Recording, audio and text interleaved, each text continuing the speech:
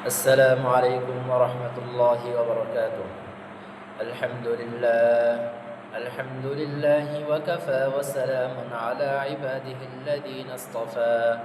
أما بعد فقد قال الله تبارك وتعالى في كلامه المجيد وفرقانه الحميد.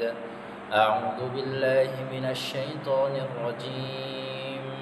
بسم الله الرحمن الرحيم. والفجر وليال عشر. وقال النبي صلى الله عليه وسلم: ما من أيام العمل الصالح فيها أحب إلى الله من هذه الأيام، يعني أيام العشر، أو كما قال عليه الصلاة والسلام. সম্মানিত শ্রোতা, আমাদের সামনে জিলহজ মাস উপস্থিত হচ্ছে। জিলহজ মাস এমন একটি মাস যে মাসের প্রথম 10 দিন সারা বছরের সমস্ত দিন থেকে উত্তম। সেই জিলহজ মাসে আমাদেরকে বেশি বেশি আমল করতে হবে। রাসূল সাল্লাল্লাহু আলাইহি ওয়াসাল্লাম হাদিসের মধ্যে এই জিলহজ মাসের প্রথম 10 দিনে বেশি বেশি আমল করার প্রতি আমাদেরকে উদ্বুদ্ধ করেছেন। তো সেই জিলহজ মাসে আমরা কিভাবে আমল করব, জিলহজ মাসের প্রথম 10 দিন আমরা কিভাবে কাজে লাগাবো, সে বিষয়ে আল্লাহ তাআলা যদি আমাকে তৌফিক দান করে সামান্য আলোচনা করব ইনশাআল্লাহ।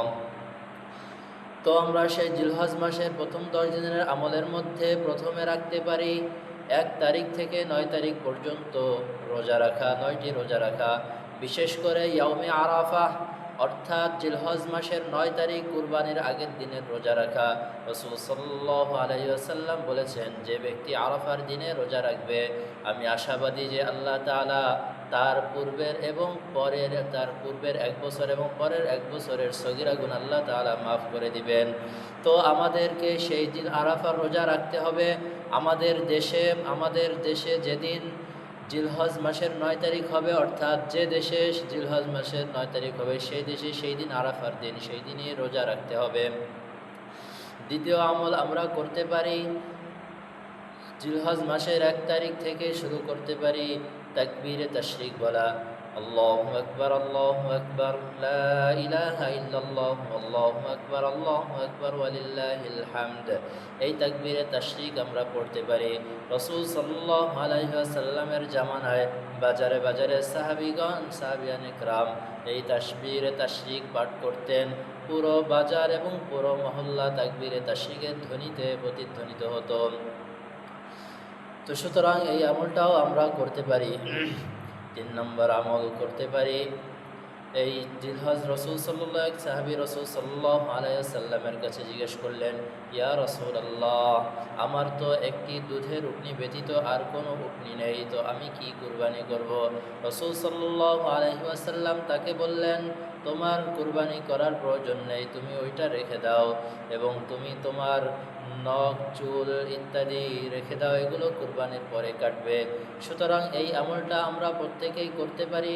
রাসূল সাল্লাল্লাহু আলাইহি ওয়াসাল্লাম বলেছেন, জিলহজ মাসের প্রথম চাঁদ ওঠার পূর্বে আমাদের যাদের নখ, চুল, মোষ ইত্যাদি কাটার প্রয়োজন আছে, আমরা এগুলো কেটে নেব, আর কুরবানির ঈদের নামাজের পরে গিয়ে এগুলো কাটবো।